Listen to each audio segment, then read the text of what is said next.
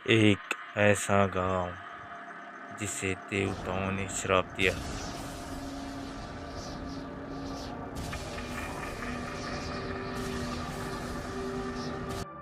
ये कहानी महाराष्ट्र के एक छोटे से गांव तुम्बाड़ की है। कहते हैं कि ये गांव देवी देवताओं द्वारा श्रापित है, क्योंकि इस गांव के लोगों ने बहुत साल पहले एक मंदिर की रचना की थी, जिसमें हस्तर पूजा हस्तर पूर्ति की देवी की पहली संतान, पूर्ति की देवी यानी कि अनगिनत अनाज और सोने का प्रतीक और 16,000 देवी देवताओं को जन्म देने वाली जननी। हस्तर बहुत ज्यादा लालची था।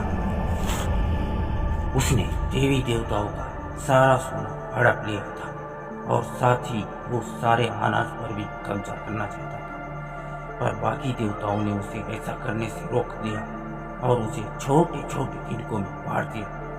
पूर्ति की देवी अपनी पहली संतान को बेहद प्यार करती थी और हस्तर का नाश होने से पहले उन्होंने उसे बचा लिया, लेकिन एक शर्त पर, कोई उसे कभी नहीं पूजेगा और उसे हमेशा हमेशा के लिए भुला दिया जाएगा। पर तुम्बाड़ गांव के लोगों ने जब से उस मंदिर को बनाया, तब से देव देवताओं का श्राप तुम्बाड़ पर बारिश बनकर बरसता है। लेकिन कहते हैं हस्तर ने प्रसन्न होकर अपना जितना सोना था सब उस मंदिर को अर्पित कर दिया, लेकिन वो मंदिर के अंदर कहाँ छुपा है ये किसी को नहीं मालूम। कई लोग खजाना पाने की चाह में उस मंदिर में गए तो जरूर, पर वापस कभी नहीं लौटे और इसीलिए वो मंदिर सालों से बंद पड़ा। सुदामा नाम के पंडित ने भी उसी खजाने की लालच में हस्तर की पूजा शुरू कर दी और वहां जाने का सोचा। उस दिन हमेशा की तरह जोरदार बारिश हो रही थी। मंदिर के अंदर बहुत अंधेरा था और किसी मरे हुए जानवर की बू आ रही थी। अपने हाथ में मशाल ले वो आगे की ओर बढ़ा। अचानक उसका हाथ एक हड्डी के ढांचे पर लगा और उसने देखा कि उसके आसपास जंगली पेड़ के लपट कई लोग मरे पड़े हैं। वो ये सब देखकर बहुत घबरा गया, पर हिम्मत करके आगे बढ़ा और उसे अचानक एक जानवर की दहाड़ने की आवाज सुनाई। उसने उसे छिप कर देखा तो आधे इंसान और आधे भेड़िए जैसा जानवर किसी इंसान की चमड़ी चबा रहा था। सुदामा ये सब देख ही रहा था कि उसके बगल में से अचानक और वो उससे बचते बचते गिर पड़ा। जानवर ने सुदामा को देख लिया और उस पर एक जोर का वार किया।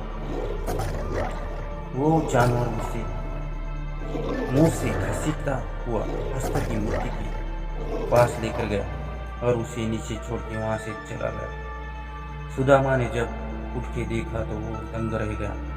वहां हस्तर की मूर्ति के पास सोने के अनगिनत घड़े भरकर रखे थे। सुदामा की आंखों में चमक उठी और वो अपनी पोटली के अंदर सारा सोना भरने लगा। तभी अचानक बहुत जोर जोर से मंदिर में धमधम होने लगी और पूरा मंदिर हिलने लगा। जब सुदामा ने नजर उठा के देखा तो हर तरफ से सांप निकल रहे थे।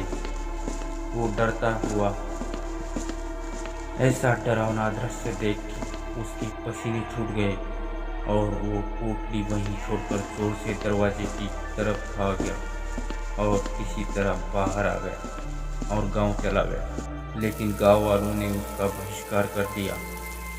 उस दिन के बाद सुदामा सबको पागल की तरह बोलता रहा, अंदर मत जाना, अंदर मत जाना, और उसने अपना सारा जीवन उसी मंदिर के पास भीख मांगते हुए निकाल दिया। अगर आपको ये कहानी अच्छी लगी तो अभी सब्सक्राइब करिए और कमेंट में नेक्स्ट पार्ट जरूर लिखिए।